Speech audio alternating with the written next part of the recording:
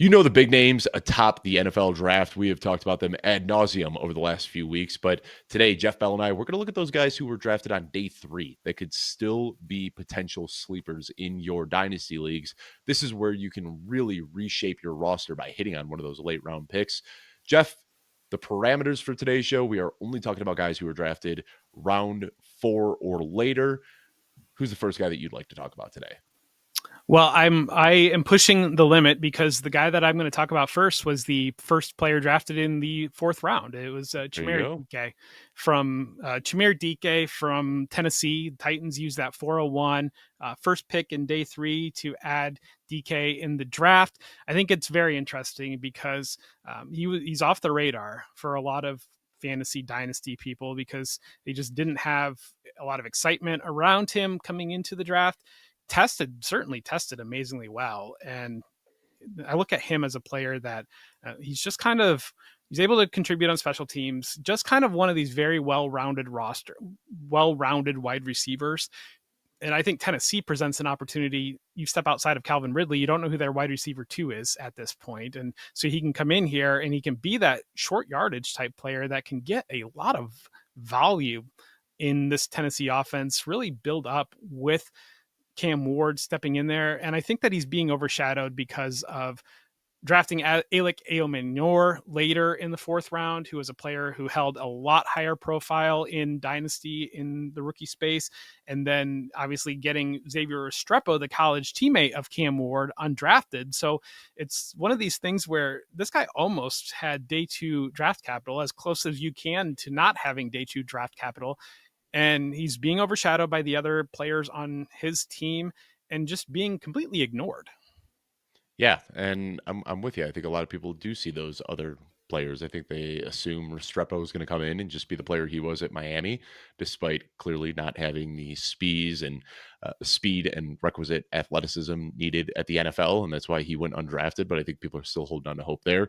And you look at Dike; he was a big riser for us, a guy that we talked about after the combine, who threw down a 4.34 on the 40-yard dash with decent size as well, elite grades in both the vertical and broad jump, elite grades in the 40, 10, and 20-yard splits as well. So a guy who's got a lot of athleticism coming out of Florida here. So I do like that call out as well. I'm going to cop out a little bit, Jeff. No, actually, I'll talk about a receiver first, and then I'm going to cop out and talk about a bunch of running backs because I think that's who you should spend these picks on. But I will talk about one wide receiver, and he's a wide receiver I've talked about quite a bit. Tory Horton out of Colorado State University, just a very polished receiver and a guy that I thought would get drafted a little bit higher than we did. And if you were watching that day 3 broadcast, he was hanging there atop the top available players for quite some time as the name right below Shedeur Sanders. And it comes out after the draft that he may have slid a little bit for medical concerns. He had a knee injury and dealt with a slew of injuries throughout his collegiate career. But either way, he did fall to the Seattle Seahawks. And for me, it just comes down to looking at the current depth chart. You know, they've got Cooper Kupp and they've got Jackson Smith-Njigba. JSN can play a little bit of every position, but he's most comfortable out of the slot. Cooper Kupp is most comfortable out of the slot as well. The only guy who profiles as an X receiver right now is Marquez Valdes-Scantling. And we know Marquez Valdes-Scantling is not a good X receiver. He's best when he can just kind of run straight down the field and clear out for other players, but he doesn't have that full route tree that Tory Horton does. So even though he was a day 3 pick, you start looking at how this is going to shake out. I think Jake Bobo is another name to watch that could rise up the ranks a little bit and maybe be that guy that plays in 3 wide receiver sets. But Jeff, am I crazy for still holding on to hope here that Tory Horton could actually emerge as the guy who plays that X role in 3 wide receiver sets, probably watching from the bench when they move JSN out wide in 2 wide receiver sets. But I'd imagine that Tory Horton could do enough to carve out a 50-60% snap share as a rookie. Do you see it that way, or do you think that maybe we see Bobo or MVS in that role?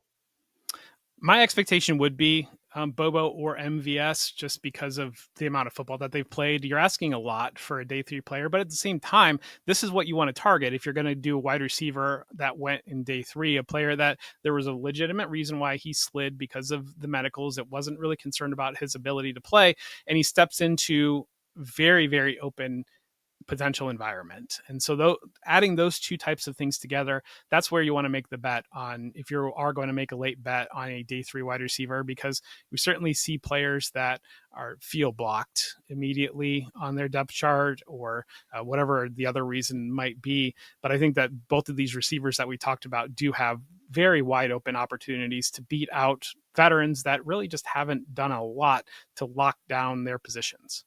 Yeah, and I think when you're looking for receivers that you're wanting to take a chance on late, there's a few things you want to look for. I mean, morality aside, I don't know how people feel about this, but character concerns cause people to fall often in the NFL draft, and we do see those players break out.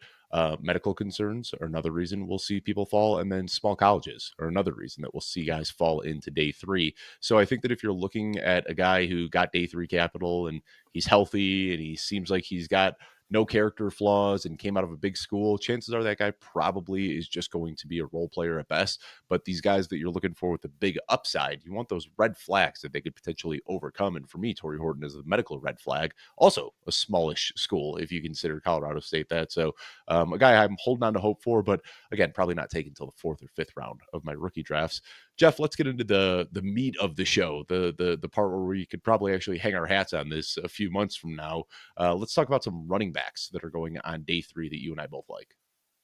Yeah, so I'm going to start out with Ollie Gordon. And when you look at Ollie Gordon steps into that Miami backfield, he's really kind of, I think, been a little bit forgotten about when you're looking at some of the dynasty running backs, under the radar type players. I think a lot of it's maybe the excitement around Jalen Wright last year and the expectation that he steps in. I think that's really interesting what's kind of going on with the Miami backfield in terms of the dynasty landscape relative to what's going on with the Rams backfield in the dynasty landscape, where one of them, it seems like everybody's still kind of buying in on Jalen Wright and forgotten about Ollie Gordon. And the other one, it feels like everybody's ready to completely write off Blake Corum because he didn't steal the job from Kyron Williams last year, but they add Jarquez Hunter. And so Jarquez Hunter is the new hotness there. And so like the juxtaposition between the way those two things are being treated right now is interesting in my mind. But I think really when you look at the Dolphins, they added Ollie Gordon because they really struggled in short yardage situations last year. And they did add Alexander Madison, who also has struggled in short yardage situations in his career. And so that's interesting to see Ollie Gordon potentially as this player that can maybe have some levels of Raheem Mostert. If you think back to 2 years ago when he scored, I think it was like 45 touchdowns that Raheem Mostert scored 2 years ago. And so having Ollie Gordon as that short yardage back and to be able to be that guy that plunges in for those short touchdowns, and maybe he gets to 10 touchdowns as a rookie, and maybe it's only 700, 800 yards, but it's definitely returning some potential value off of a late round pick. And we saw last year that the short yardage situation was so bad, not even last year, the last 2 years, that they had to get unbelievably cute with like behind the back handoffs and putting Jonnu Smith in motion. And they have a quarterback who can't rush near the end zone because of his size limitations and medical concerns. They don't have that big bruising running back. They were using Jonnu Smith as kind of their go-to guy in like a Devontae Adams slash Aaron Rodgers-esque role when they get near the goal line. It just wasn't really working for them. So I think it was very intentional for them to go out and get a big-bodied running back who is very different than all the other archetypes that they have in that Miami backfield. So Ollie Gordon was a guy that I was a little bit concerned about. A guy that in 2023 looked great. 2024 did not look quite as good, but you talk about it. The Oklahoma State team just wasn't the same team that it was 2 years ago. He came back to that team, may have lost some motivation, but we know the skill set is there from 2 years ago. So a good bet to make for sure. Guy I want to talk about, Jeff, Woody Marks. We talked about him briefly when we were talking about our dynasty running back tiers and rankings, but Woody Marks, played at Mississippi State where he was just a pass catching machine.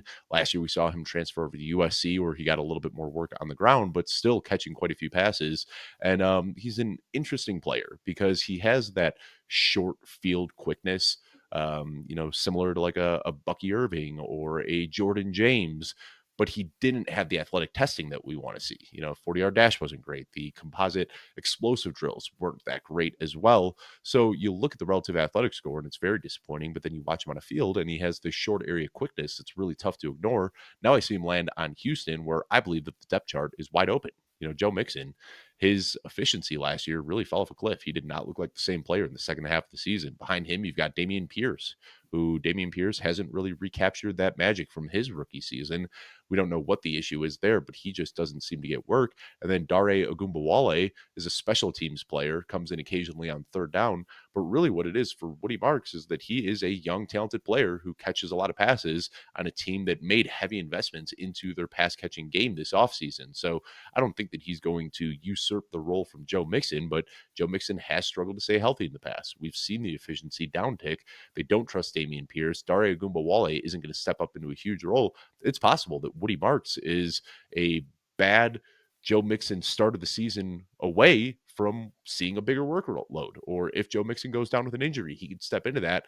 At worst, we're looking at a guy who's going to take on a lot of the passing down work at Houston. At best, we could see him emerge as the same type of player he was at USC last year, a complete workhorse. So you look at his draft capital, he got drafted right around the same spots as Brashard Smith and Cam Scatabo. He was in that early fourth round run, but it seems like he is kind of the forgotten guy in rookie drafts right now. And I just can't stop taking him in the fourth round. Yeah, Dare Ogunbowale replaced Dameon Pierce or stepped above Dameon Pierce last year. And I know they changed their their offensive coordinator there, but and then think about Joe Mixon when he was with the Bengals. He started his career. Gio Bernard was there as the pass catching back, and then Samaje Perine had a little window as the pass catching back. So we've seen before Joe Mixon have that pass catching complement. I think Woody Marks, I think you're exactly right there. And it's almost cheating a little bit where because of the situation being wide open there for him to potentially step in, knowing that the history of a pass catching back with Joe Mixon. And I think too, one of the things to talk about the depth of this running back class probably pushed some guys that might have traditionally gone in the third round into day 4 or into day 3, round 4 or later, because of the teams looked at multiple backs and said, well, maybe we like Trevor Etienne and Woody Marks similarly, and they're both on the board, and one of them will still be there by the time we come back up on the clock. No reason to grab them in round 3. Yeah, I'm with you. It's a good one. I'm trying to go out and get Woody Marks where I can. He was a player really early on in the process that I liked. And then we didn't hear a lot of smoke around him. He had a bad combine, and he just kind of became the forgotten guy that I just kept moving down the rankings so I could move up Brashard Smith and these other big offseason risers, and kind of regret it because the Houston Texans still seem to value him early or enough to take him as early as they did. So yeah, definitely going after Woody Marks. Jeff, talk to me about another running back that you like in this class. Yeah, Jacory Croskey-Merritt is a player that I liked quite a bit when I watched his tape. And then I backed off a little bit because he didn't get a combine invite. And usually if a guy doesn't get a combine invite, that's a pretty massive red flag on where they're going to get drafted. I mean, we're talking about a deep 7th round pick here at this point, but I think the tape was fantastic for him. There was his college journey was a little bit strange in terms of he was ruled ineligible by Arizona his final year. He had a couple transfers. He played for a very small school in Alabama to start his career. And so there was concerns about how many seasons he had actually played for that team. And that's Arizona kind of sat him because they didn't want to get in trouble. So he had that last year, was out of sight, out of mind, didn't get the combine invite, even though he was a very late add to the Shrine Bowl and then ended up winning the Shrine Bowl MVP. He looked excellent in that. And so you see him landing in Washington. And Dave, I'm going to read the names of every running back that is under contract next year for the Washington Commanders. Jacory Croskey-Merritt. And that's it. So, and I think that some of that is, it would take a lot for Jacory Croskey-Merritt to walk into next year as the number 1 back on Washington. But what you do see sometimes, and think back, if you've played Dynasty long enough, Quintez Cephas, there was a little window where Quintez Cephas was the only Detroit Lions player, wide receiver, under contract.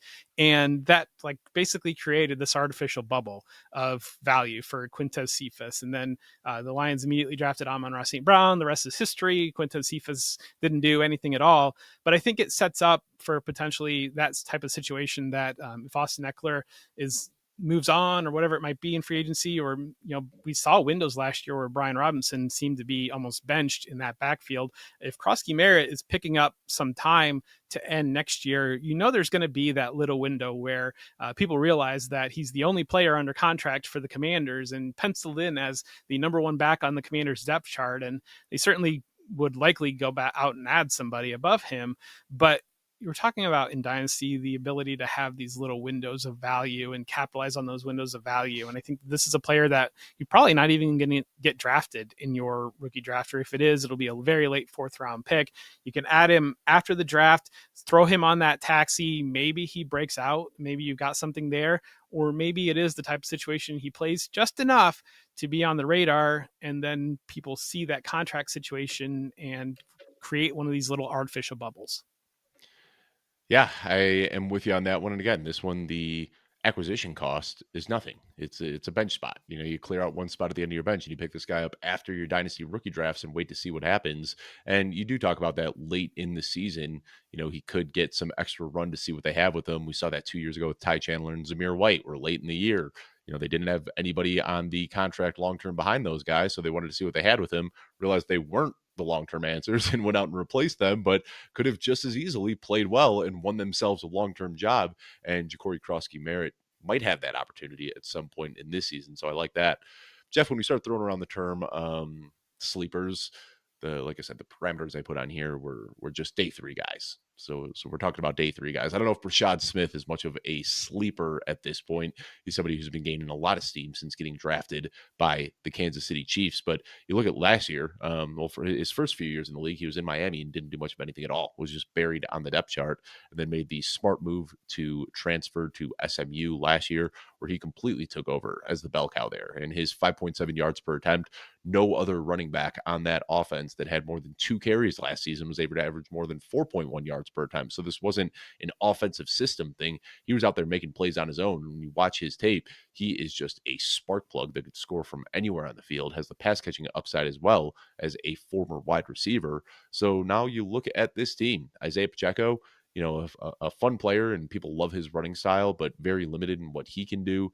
There just isn't a lot on the depth chart right now that is in the way of Brashard Smith stepping into a huge role. And we have seen Andy Reid regularly take these day three guys and just give them massive workloads that makes them very enticing in fantasy football. So Brashard Smith right now, you can get him for close to nothing. 4th, 5th round in your rookie draft. Might be starting to creep up a little bit as he's getting some more and more steam, but such a cheap acquisition cost for a guy who could be the RB1 sooner rather than later on a good Chiefs offense. This just seems like one of those no-brainer picks once you get into those later rounds, right, Jeff? Yeah, to be clear, he was buried on the wide receiver depth chart for Miami. He Right. only played running back 1 year, and it was that year at SMU. And so kind of transitioning over. But when you look at Jerick McKinnon is the name that stands out in my mind. And the end of the 2022 season, Jerick McKinnon was the running back 2 overall over the last, I believe it was either 6 or 8 weeks of the season that he really stepped in there. And so that's where Brashard Smith, when you stack up the Chiefs backfield, they don't really have that receiving option. And they just haven't seen, Kareem Hunt is decent enough at that, but we know he's pretty limited on the juice that he has left. Carson Steele, he had a week where Carson Steele week, but then he's pretty much locked into fullback role. And so I think that you see Brashard Smith coming out of the backfield, the ability to do a lot of what was done with Jerick McKinnon to just kind of, whip routes, these types of screens, those types of manufactured touches out of the backfield, those types of really kind of give a linebacker fits in coverage, or if you're bringing a safety up to cover him, you're dealing with a wide receiver working out of the backfield, and he's going to carve a lot of those guys up potentially. And so that's where, and you're, again, Patrick Mahomes and Andy Reid, what better situation for that? And having a blueprint before having a clear opportunity as that receiving back in the backfield, I think this is a great call out. And you talk about the Chiefs offense and the running back room. We occasionally will see him just in regards to Andy Reid, we'll see him like lean on one guy. We saw with Jamal Charles years ago. But typically there is a split backfield here where we see 2, 3 running backs all getting touches. And it seems like it's always the pass catching guy is a guy that we want in fantasy, whether that was Jerick McKinnon or Darrell Williams or even Samaje Perine and Kareem Hunt in a little bits last year. The early down guy pays off when they're a touchdown or when they're a team that's scoring 100 touchdowns a season. But when they aren't scoring that way, you want the guy who is catching passes, and that's clearly going to be Brashard Smith in this backfield. Just looking at the depth chart right now, Isaiah Pacheco, Kareem Hunt, Elijah Mitchell, Carson Steele, none of those guys are really renowned for their pass catching, and that's where Brashard Smith's skill set lies. So, yeah, I don't have too much more to say here. This is just a player that I'm trying to draft where I can. Unfortunately, it seems like other people often reach for him before I do, so I haven't gotten him nearly as much as I want, but still have some rookie drafts left, and will hope to up my exposure there. Jeff, do your guy yeah, next. all right. Yeah, I'll talk about Kyle Monangai, and this is a guy that I didn't think I'd be in on. I liked him very much so early in the draft process because when you watch his highlight reel, he's just a fun player. And you look at the production that he's had for the last couple of years at Rutgers, and he has been a very productive running back. But then the more you watch, you start to realize he's a little undersized. He sometimes seeks out contact rather than trying to avoid it. Doesn't have the best footwork or patience or vision. So there are some flaws in his game. But again, this just comes down to opportunity. We're expecting the Chicago Bears to be a better offense. I'm not completely sipping the Kool-Aid yet, but they have made investments there, and you got to be a little bit excited about Ben Johnson. And when you look at the depth chart right now, there are rumors kind of swirling right now. We're recording the show on Tuesday morning, so by the time this airs on Thursday, who knows where Nick Chubb or J.K. Dobbins will be. Those are names that have been drawing buzz to Chicago. But right now, it's DeAndre Swift, Roschon Johnson, and then Kyle Monangai. And Roschon Johnson, I think he's a fun player, but hasn't really captured his opportunity in the NFL yet. We've seen how the Ben Johnson and DeAndre Swift era ended in Detroit. And it's really easy to see Kyle Monangai stepping into that role that we see David Montgomery playing right now in Detroit, and what we saw Jamal Williams playing 2 years ago in Detroit, where it's the short yardage, goal line work. But if this becomes a high scoring Chicago offense, that could be a very, very valuable role. So again, just 3 running backs on the roster right now, 4 if you want to count Ian Wheeler, but the only one that was selected by Ben Johnson is Kyle Monangai. And while I did have some concerns about him coming into the draft, I'm willing to waive those concerns now because Ben Johnson apparently does not have them. Yeah, and I like this call out as well. And I'm there with you on obviously Nick Chubb, J.K. Dobbins sitting out there. Rumors about Ken Walker. I mean, maybe Travis Etienne is a guy that hits the market as well. And so where this Bears backfield ends up in week 1, I still am an open book on that. But at the same time, I think that when you look at opportunity, and one of the things that we're looking at all these running backs right now is the opportunity to earn a role without an injury needed to a player, that not having one of these clear handcuff situations where these guys can step in. And, Monangai, I think very similar to Ollie Gordon, you talk about touchdown equity is certainly in play there for him to get that. And so good call out there. Let's bring it home, Jeff. We talked about some wide receivers. We talked about a bunch of running backs. You've got a tight end you'd like to discuss. Let's hear this one. Yeah, Oronde Gadsden. And ordinarily, I think day 3 tight ends, you're just not dealing with a profile that's going to hit very often on day 3 tight ends. You look at a lot of the tight ends that were taken, a guy like Robbie Oates or a guy like Jackson Hawes are kind of more fullback type profiles. And whereas an Oronde Gadsden is a converted wide receiver. And where I think it becomes interesting is you look at the Chargers tight end depth chart.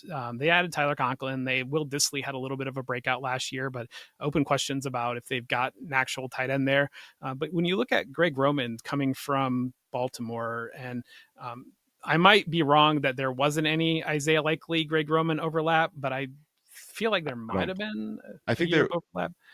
Yeah, Likely wasn't doing a ton there until Monken came into the picture. But there were, I think, 2 years Likely was under him. But you got to remember, Likely was a very raw prospect who was drafted just on athleticism alone. I think it makes sense that it took him a few years to break out. I'm not really putting that on Greg Roman. Exactly. And so, yes, of course, I completely agree there. But I'm saying that there's a little bit of a history of this type of a profile. I think that Gadsden and Likely are they're similar, where they're more that move tight end. They're not going to be that inline player.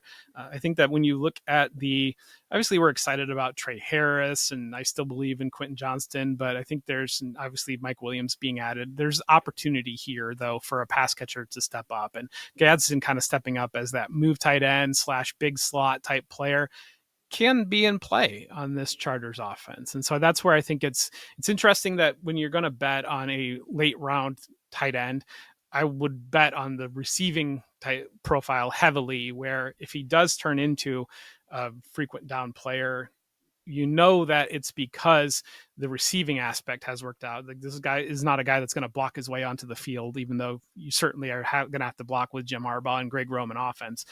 But that's where I think Gadsden kind of breaking out. And you talk about the transition of like betting on these Darren Waller type profiles, and it feels like it never works out. It's these converted wide receivers almost never hit, but Gadsden is a couple years into that conversion process already. He's not making a late career shift like Jordan Matthews trying to become a tight end to stay in the league. And so you've kind of got a little bit down that path developmentally already.